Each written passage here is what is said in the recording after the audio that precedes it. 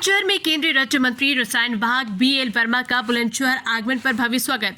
भाजपा वरिष्ठ नेता रामेश्वर लोधी के आवास पर किया गया भव्य स्वागत के बाद तेज लाइव न्यूज संवाददाता वसीम अहमद सिद्दीकी से रूबरू हुए केंद्रीय राज्य मंत्री सपा सरकार पर निशाना साधते हुए बोले, सपा की PD के माध्यम से लोगों को गुमराह कर रही है। आगामी 2027 में सपा का फिर सफाया होगा।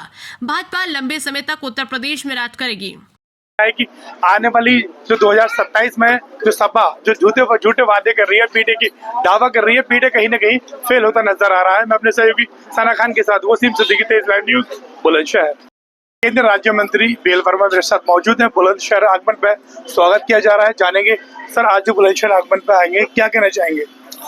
बुलंदशहर एक तरह से मेरा घर जैसा बन गया है, क्योंकि बदायूं मेरा जनपद है और दिल्ली जब जाता हूँ तो बुलंदशहर होकर जाता हूँ।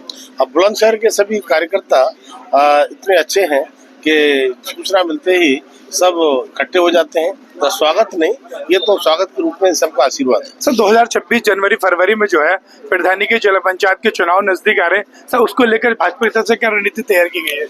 देखिए, संगठन का काम है, भाजपा जिस तरह से संगठन की रणनीति बना करके तय करेगा।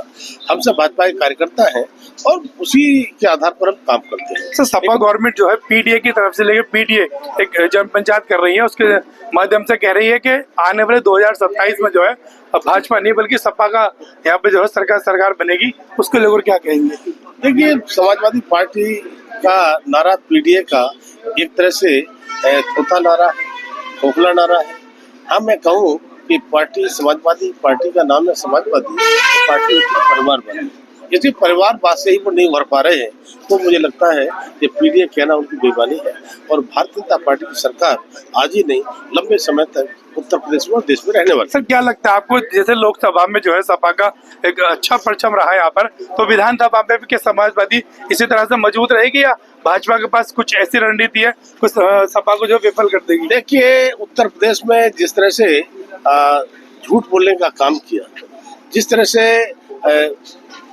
OBC के लिए भ्रमित करने का काम किया, और मैं कह सकता हूँ कि झूठ बोलने की चीजें ज़्यादा लंबी चलती नहीं है और आज उत्तर प्रदेश की जनता समझ चुकी है।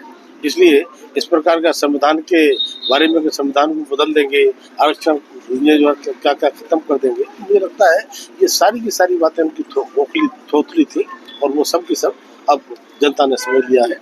और जब चुनाव होता है या कोई चुनाव होता है, भाजपा का कमर खिलने का काम होता है और भाजपा का ही